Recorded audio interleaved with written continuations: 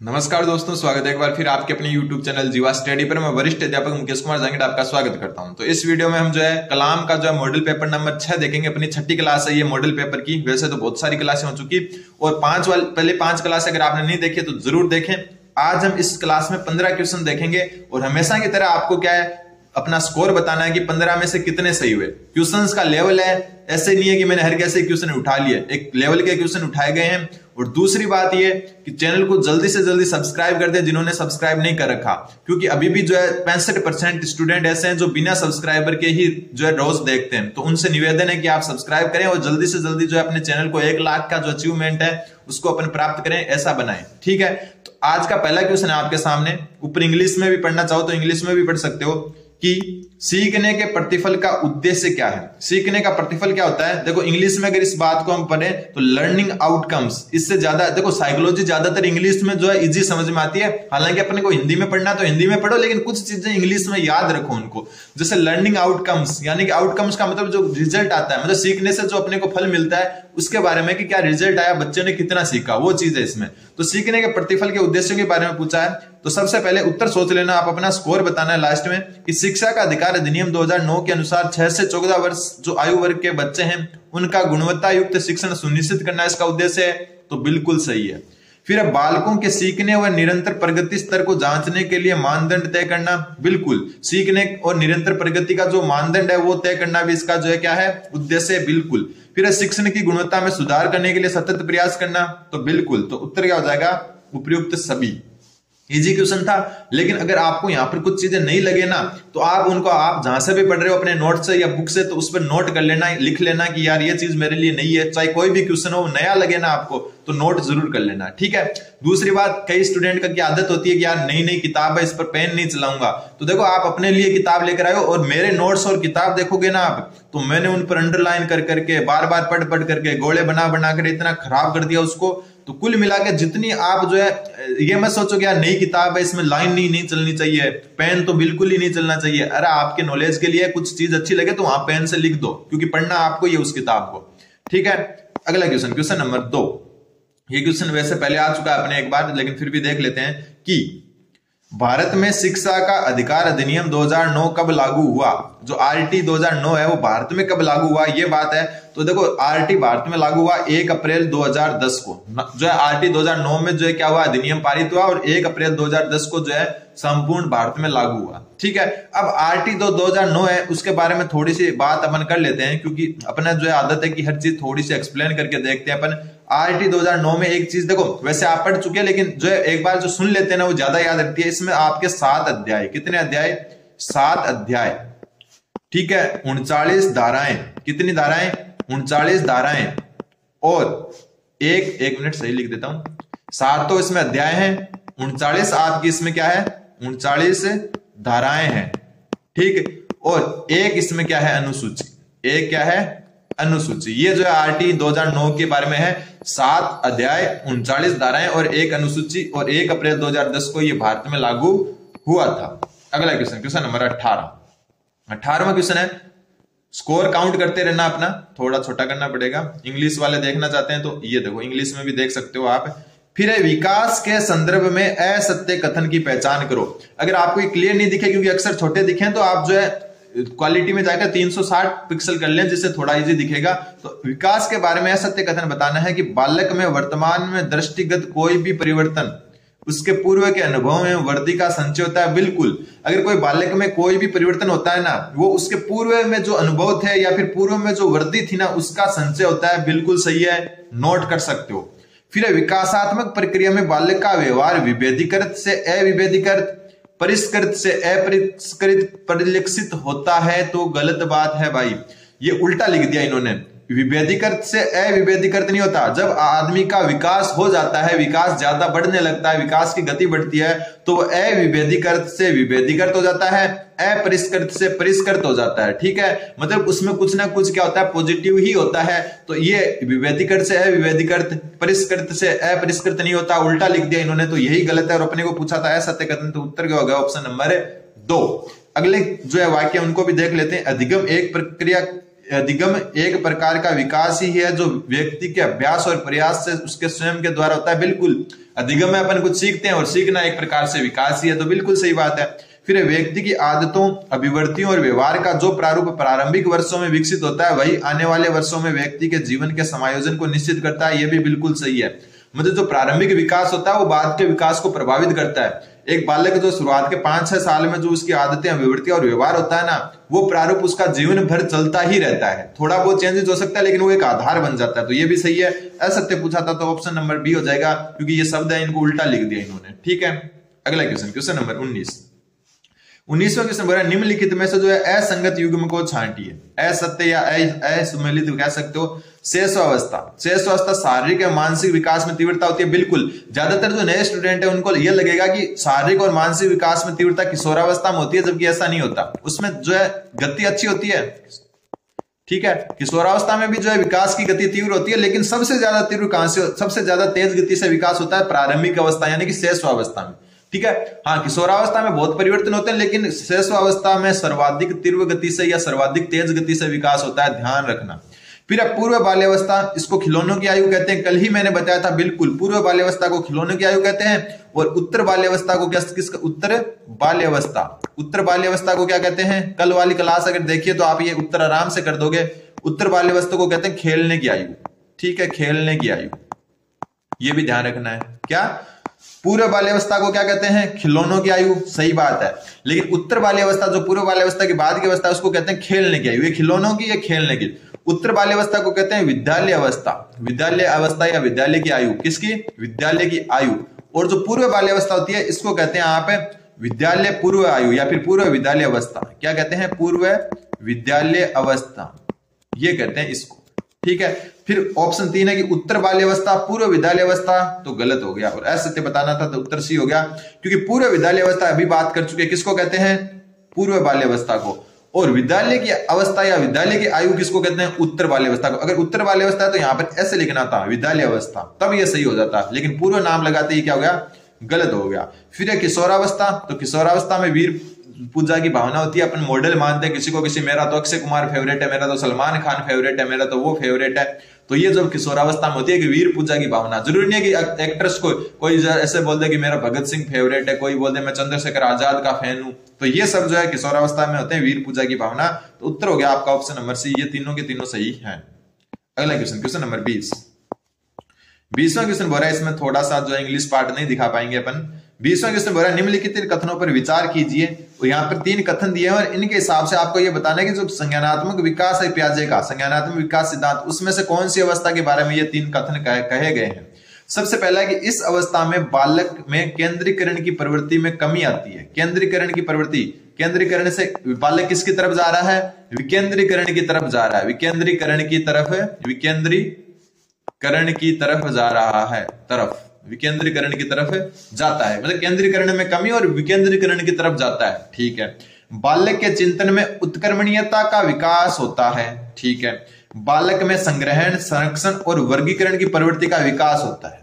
तो ये सारे के सारे जो चीजें है ना, उत्कर्मणीयता, संग्रहण, संरक्षण और जो है वर्गीकरण, ये होते हैं आपकी तीसरी अवस्था में। कौन सी अवस्था में? तीसरी अवस्था में होते हैं। तो सबसे पहले होती है संवेदीगामक अवस्था, ये पहली अवस्था है। फिर होती है आपकी जो है पूर्व संक्रियात्मक अवस्था, ये दूसरी अवस्था है। फिर होती है ठोस संक्रियात्मक, ये तीसरी है, इसको मूर्त संक्रियात्मक भी कहते हैं। ठीक है, फिर चौथी अवस्था है आपकी औपचारिक क्रियात्मक। तो उत्तर तीसरी अवस्था में होता है, तो उत्तर हो जाएगा ठोस संक्रियात्मक अवस्था। अब आपको यह भी लग सकता है कि यार पूर्व संक्रियात्मक अवस्था में होता ही है, तो मैं बता दूं संग्रहण, संरक्षण, वर्गीकरण की कमी होती है इनमें। अगर यहां पर यह होता है ना कमी, कि इनकी कमी पाई जाती है, तब हो जाता है उत्तर 2 नंबर। लेकिन अभी होगा उत्तर आपका ऑप्शन नंबर 3, सी ऑप्शन। ठीक है, जो मूर्त संक्रियात्मक अवस्था है उसमें क्या होता है? संग्रहण, संरक्षण और वर्गीकरण की प्रवृत्ति का विकास होता है। और दूसरी अवस्था में कमी पाई जाती है, उत्कर्मणीयता भी इसकी है। अमूर्त चिंतन आपका इसका है, अमूर्त चिंतन चौथी अवस्था में, अमूर्त तार्किकता कह सकते हो, अमूर्त चिंतन भी कह सकते हो। ठीक है, ये होता है आपका औपचारिक संक्रियात्मक अवस्था, और इसको अमूर्त संक्रियात्मक अवस्था भी कह सकते हैं। तो उत्तर हो गया आपका option number C. Question number 21, इसको इंग्लिश में देख सकते हो आप, छोटा क्वेश्चन है।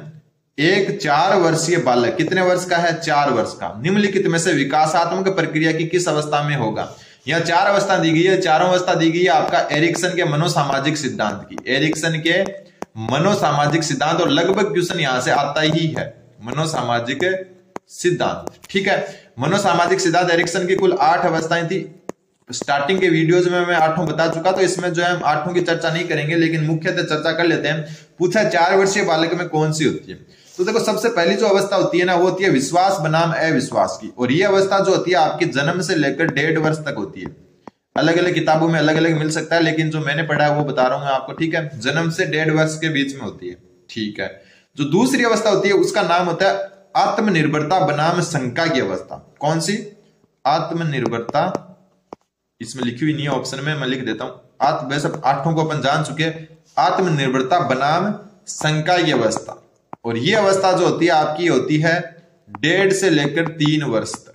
कितने वर्ष तक? 1.5 से लेकर 3 वर्ष तक। ठीक है, इसके बाद होती है आपकी पहल बनाम संभ्रांति भावना। ये होती है आपकी 3 से लेकर 6 वर्ष तक। कब तक? 3 से लेकर 6 वर्ष तक होती है। ठीक है, नहीं सॉरी, पहल बनाम है, ये पहचान नहीं है। ये होती है पहल बनाम दोष, या फिर पहल बनाम इसको अपराध भी कहते हैं। ये होती है 3 से 6 वर्ष तक। ठीक है, फिर होती है जो है आपकी जो है पहल बनाम के बाद में 6 से 12 के लिए परिश्रम बनाम हीनता। ये होती है 6 से 12 वर्ष के लिए।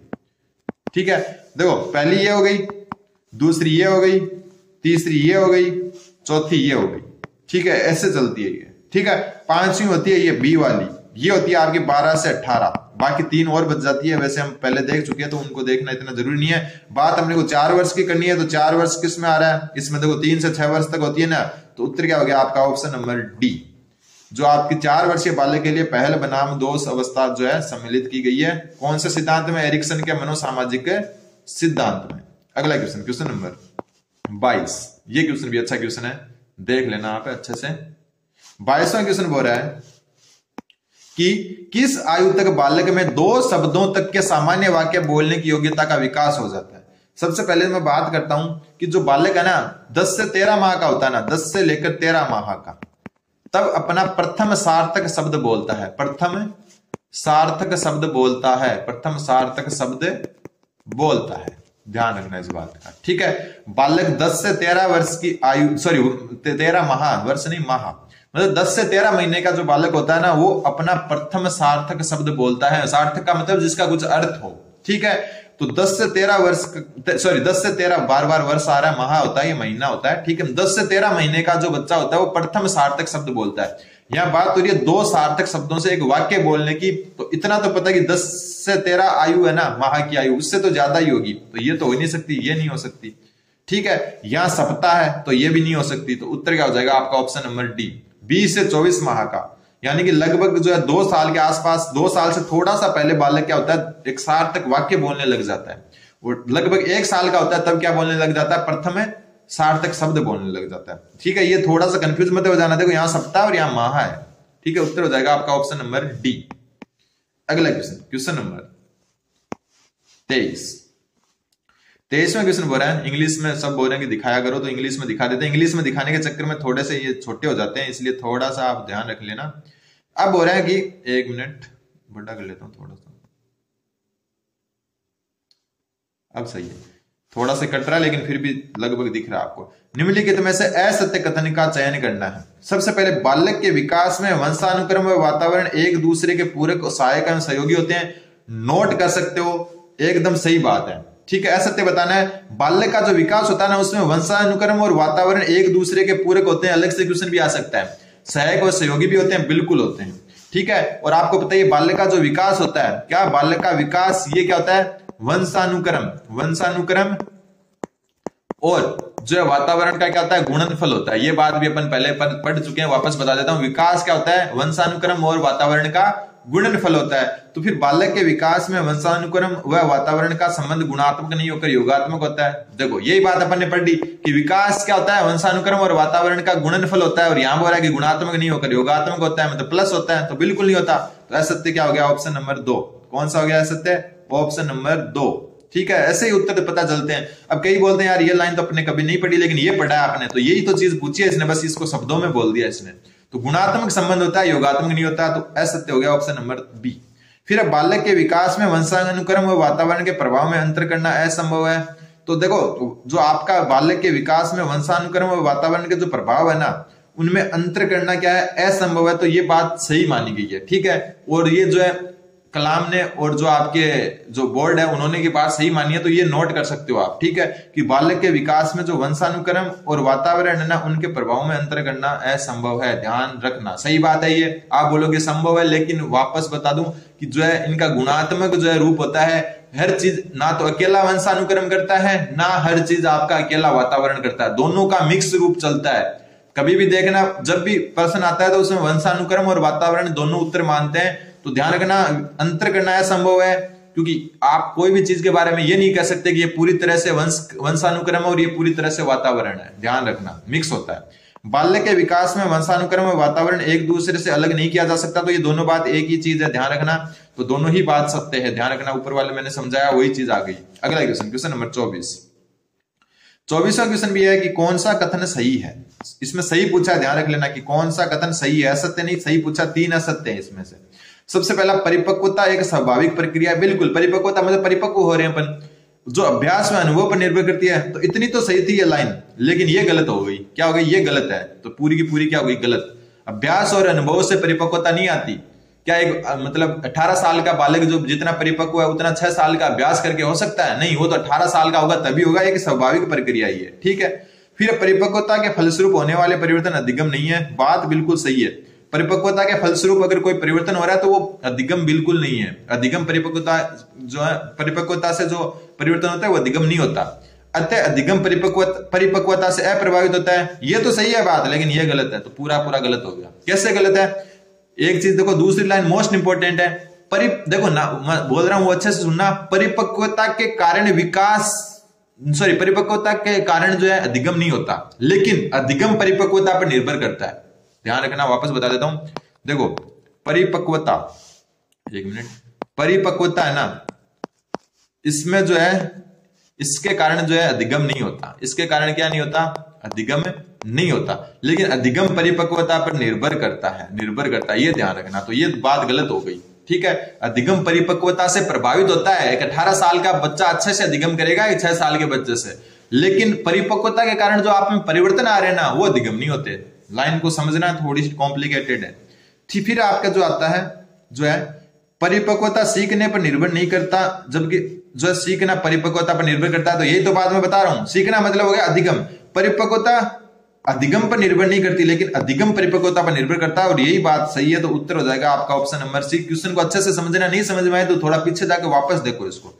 फिर परिपक्वता के परिणाम स्वरूप मनुष्य की संभावित जो क्षमताओं की सीमा उसका निर्धारण असंभव है, तो ये भी गलत है। परिपक्वता क्या करती है? आपकी सीखने की सीमाओं को क्या करती है? जो है एक निर्धारण क्या करती है? संभव करती है कि इतना ही सीख सकते हो आप। परिपक्वता जो है इस पर जो है सीखने को क्या करती है? प्रभावित करती है। ऊपर पढ़ चुके, तो उत्तर हो जाएगा आपका ऑप्शन नंबर सी। ये क्वेश्चन अच्छा था, देख लेना वापस इसको अच्छे से। फिर अगला क्वेश्चन, क्वेश्चन नंबर 25 जो है पावलोव का शास्त्रीय अनुबंधन सिद्धांत है, उससे आया हुआ क्वेश्चन है कि एक बालक किसी साइकिल के पास जाता है और उसी दौरान साइकिल का जो टायर है वो तेज आवाज के साथ फट जाता है। मतलब जो छोटा बालक है पहली बार साइकिल के पास गया और साइकिल का टायर क्या फट ऐसे आवाज के साथ फट गया। अचानक हुई इस घटना से बालक डर जाता है और भविष्य में साइकिल के पास जाने से घबराता है। उक्त घटना जो संदर्भ में सही युग्म का चयन कीजिए। सबसे पहले साइकिल आपकी अनुबंधित उद्दीपक जो कंडीशनल, मतलब साइकिल फिर टायर फटा, जैसे कुत्ते के पास पहले घंटी बजती है फिर खाना मिलता है, तो ये अनुबंधित हो गया आपका, मतलब कंडीशनल हो गया बिल्कुल, कि साइकिल के पास जाएंगे तो टायर फट जाएगा, कंडीशन हो गई एक, ठीक है। फिर तेज आवाज आपकी अनुबंधित उद्दीपक हो गई। ये जो है अनकंडीशनल जो है स्टिमुलस है, ये आपका कोई स्वाभाविक नहीं है। तेज आवाज हमेशा टायर नहीं फटता, ठीक है, तो ये भी सही है। डरना हो गया आपकी अनुबंधित अनुक्रिया, मतलब अनकंडीशनल रिस्पॉन्स हो गया। जरूरी थोड़ी है साइकिल के पास जाने से डर थोड़ी ना लगता है, तो इसलिए ये क्या हो गया? अनुबंधित हो गया ये, ठीक है। तो ये जो है उपरोक्त सभी इसका सही उत्तर हो जाएगा, ऑप्शन नंबर डी इसका सही उत्तर हो जाएगा। अगला क्वेश्चन नंबर 26वां क्वेश्चन है ना, हाँ 26वां क्वेश्चन। अब देखो सुमेलित करना है आपको, ये क्वेश्चन अच्छा है आपका, सुमेलित कीजिए। सबसे पहले प्रेक्षणात्मक अधिगम, ठीक है, इसका दूसरा नाम है सामाजिक अधिगम। क्या नाम है? सामाजिक अधिगम। और सामाजिक अधिगम आपका किसने दिया? सामाजिक अधिगम जिसको प्रेक्षणात्मक अधिगम कहते हैं, ये दिया आपका बांडुरा ने। किसने दिया? बांडुरा ने, ठीक है। अव्यक्त अधिगम क्वेश्चन आया हुआ है और इसको इंग्लिश में कहते हैं लेटेंट लर्निंग, और एक बार जो हिंदी में भी लेटेंट लर्निंग लिखा हुआ आ गया तो इंग्लिश में भी ध्यान रख लेना लेटेंट लर्निंग, या जिसको कहते हैं अव्यक्त अधिगम। और ये दिया आपका टोलमैन ने, ऑप्शन नंबर 2। आगे भी लिख देता हूं, ये 2 और ये 3 नंबर, ठीक है। फिर अंतर्दृष्टि, अंतर्दृष्टि मतलब सूझ का सिद्धांत, और ये दिया कोहलर ने, तो इसके आगे क्या लिख दो, 5 लिख दो, ठीक है, 5 लिख दिया। क्रिया प्रसूत सिद्धांत ये तो स्किनर का है, सबको ही पता है, तो इसके आगे क्या लिख दिया, 4 लिख दिया। तो 3 2 5 4, 3 2 5 4, ऑप्शन नंबर सी इसका सही उत्तर हो जाएगा। अगला क्वेश्चन, क्वेश्चन नंबर 27। 27वां क्वेश्चन बोल रहा है, ये क्वेश्चन चिंतन से है, और ये देखो चिंतन, कल्पना और ये समस्या समाधान सबसे हार्ड टॉपिक लगते हैं मेरे को, और उसी में से देखो क्वेश्चन है कि निम्नलिखित में से असत्य कथन छाड़ना है। सबसे पहला जो है आपका ध्यान रखना है कि चिंतन संगठित, लक्ष्य निर्देशित व उद्देश्यपूर्ण व्यवहार होता है। बिल्कुल, चिंतन क्या होता है, संगठित होता है, लक्ष्य निर्देशित होता है, उद्देश्यपूर्ण व्यवहार करता है, तो बिल्कुल करता है। फिर चिंतन मानसिक प्रक्रिया का ज्ञानात्मक पहलू है, तो बिल्कुल है, चिंतन मानसिक प्रक्रिया का ज्ञानात्मक पहलू है, लिख लेना अगर नहीं लिखे हुए आपके पास। फिर चिंतन एक जटिल मानसिक प्रक्रिया है, बिल्कुल सही बात है। इसमें संज्ञानात्मक व गत्यात्मक क्रियाएं शामिल है, तो गत्यात्मक क्रियाएं शामिल नहीं है भाई, इसमें मानसिक क्रियाएं शामिल है। कौन सी, मानसिक क्रियाएं। गत्यात्मक क्रियाएं कौन सी होती है, गत्यात्मक क्रियाएं मतलब जो हम शरीर गति करते हैं, जैसे कोई चीज को लिखना, फेंकना, क्या चिंतन में वो शामिल है? क्या आप भागते हो क्या चिंतन करते हुए? क्या आप भाग भाग कर चिंतन करते हो? क्या आप लिख लिख कर चिंतन करते हो? बिल्कुल नहीं, चिंतन सिर्फ ज्ञानात्मक और संज्ञानात्मक और मानसिक प्रक्रियाओं पर निर्भर करता है, तो गत्यात्मक क्रियाएं सम्मिलित नहीं है, और यही उत्तर हो गया, क्योंकि अपने को असत्य छाड़ना था और यही असत्य है।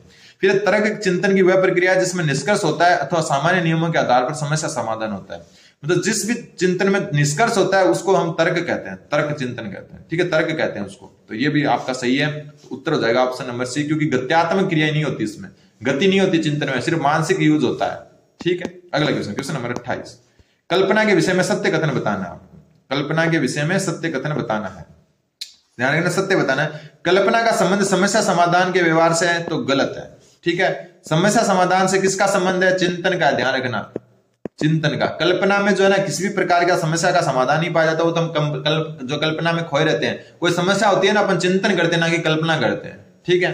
कल्पना में कर्मबद्धता व तार्किकता पाई जाती है, तो ये भी सारे के सारे जो कर्मबद्धता व तार्किकता किस में पाई जाती है, चिंतन में, क्योंकि तर्क के साथ ही हम समस्या समाधान कर सकते हैं, जबकि कल्पना तो अपनी जो समस्या रहित है, तो इसमें जो तार्किकता भी नहीं पाई जाती है। फिर कल्पना का वास्तविकता से कोई संबंध नहीं है, ये बात सही है, कल्पना वास्तविकता से कोई संबंध नहीं है, कल्पना मतलब जो काल्पनिक दुनिया में रहना, तो इसका वास्तविकता से कोई भी संबंध नहीं है, तो ये बात सही है। फिर कल्पना में विचारों में संगतता पाई जाती है, गलत, कल्पना में विचारों में क्या पाई जाती है, असंगता, ठीक है। संगतता किसमें पाई जाती है, संगतता पाई जाती है आपकी चिंतन में, तो उत्तर क्या हो गया आपका ऑप्शन नंबर सी। चिंतन का जो कल्पना का क्या वास्तविकता से कोई लेना देना नहीं है। क्वेश्चन नंबर 29वां क्वेश्चन बोल रहा है कि निम्न में से कौन सा कथन अभिप्रेरणा की प्रक्रिया के संदर्भ में उपयुक्त नहीं है। कुल मिला के अभिप्रेरणा के बारे में असत्य कथन आपको बताना है। सबसे पहला, अभिप्रेरणा एक बाह्य अवस्था जो काल्पनिक न होकर वास्तविक होती है, तो यही गलत हो गया, इसमें यही उत्तर हो गया। अभिप्रेरणा के बारे में मैं बता देता हूं, अभिप्रेरणा के बारे में,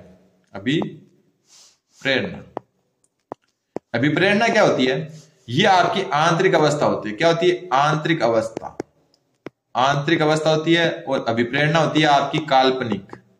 दोनों चीजें नोट कर लेना। आप कोई बोलेगा या सर अभिप्रेरणा तो बाह्य भी होती है, वो अभिप्रेरणा के प्रकार होते हैं, अवस्था नहीं होती है। वो आंतरिक अवस्था होती है अभिप्रेरणा, और ये काल्पनिक होती है, तो वास्तविक नहीं होती और बाह्य भी नहीं होती, आंतरिक और क्या होती है, काल्पनिक होती है। बाकी सही है। उपलब्धि अभिप्रेरणा का मूल तत्व नहीं है, बिल्कुल, उपलब्धि जो है अभिप्रेरणा का मूल तत्व नहीं है, तो बिल्कुल नहीं है। फिर अभिप्रेरणा किसी खास क्रिया को करने की ओर निर्देशित करती है, बिल्कुल। अभिप्रेरणा उद्देश्य प्राप्ति तक जारी रहती है, तो ये भी बिल्कुल सही है, ठीक है। तो ये जो है आपको ध्यान रखना है अभिप्रेरणा के बारे में। और आज का लास्ट क्वेश्चन, और अपना स्कोर जरूर कमेंट करेंगे 30 में से आपके कितने सही हुए। क्वेश्चन लास्ट बोल रहा है आपका, इंग्लिश वाले इंग्लिश में भी देख सकते हैं, बुद्धि की प्रकृति के विषय में आप किस कथन से असहमत हैं। कुल मिला के असत्य यहां पर बताना है। बुद्धि के कारण ही व्यक्ति में विवेकशील और अमूर्त चिंतन का सामर्थ्य आता है, बिल्कुल। अमूर्त चिंतन और विवेकशीलता जो बुद्धि के कारण आती है, बिल्कुल आती है।